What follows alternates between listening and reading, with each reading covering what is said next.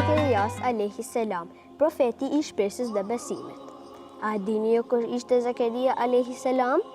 Ai ishte një profet I dërguar nga Zoti dhe ai kishte një shpërblim të madh.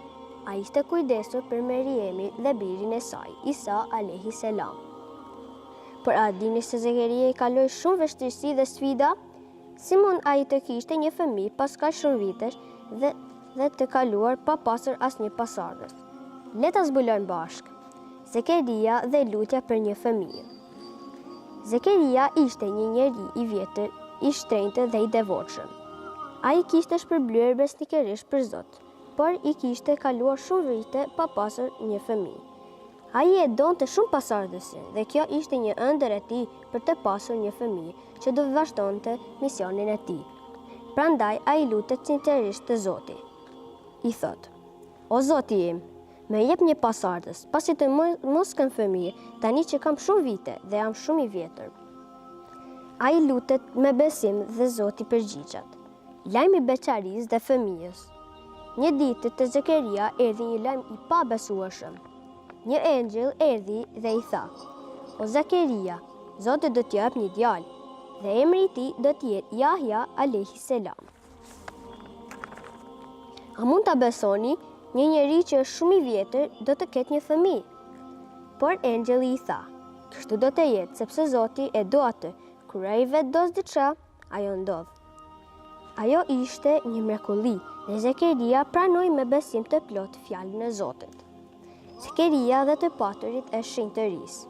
Kur Zekeria dëgjoi lajmin e birit për birin e tij, ai nuk gëzua vetëm për veten e tij, por për misionin që ai dhe djali I tij do të kishin.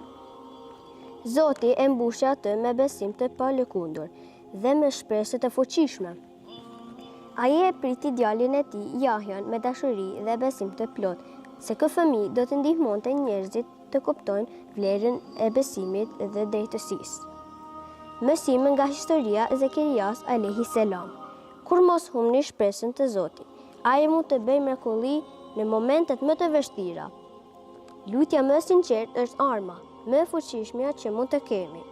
Besimi në Zot është gjithmonë shpërblyer edhe kur duket e pamundur. Historia e profetit Zekaria në nxit të përmendim shpesh Allahun sepse vetëm përmendja e tij sjell qetësi në zemra, rehati në shpirtra dhe pastrim nga gabimet dhe mëkatet. Kur Zekeria a.s.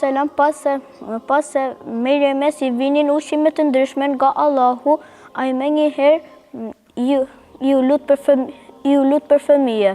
Edhe ti mund të lut Allahun sepse ai gëzohet kur ne I lutemi. Allahu vepron ashtu si dëshiron, pa u varur nga ndonjë arsye. Ai I dha Zekerias fëmijë në pleqëri. Ai është I fuqishëm dhe asgjë nuk mund të e ndalojë me veprat e tij. Të mençurt I luten Krijuesit të plot fuqishëm për pesardhësin të mirë dhe udhëzojnë që do të ardhurojnë sinqerisht dhe do të përhapin virtyten e mirë. Lutja e bërë me zemër të pastër dhe me gjuhë të sinqertë është me pranë pranimit.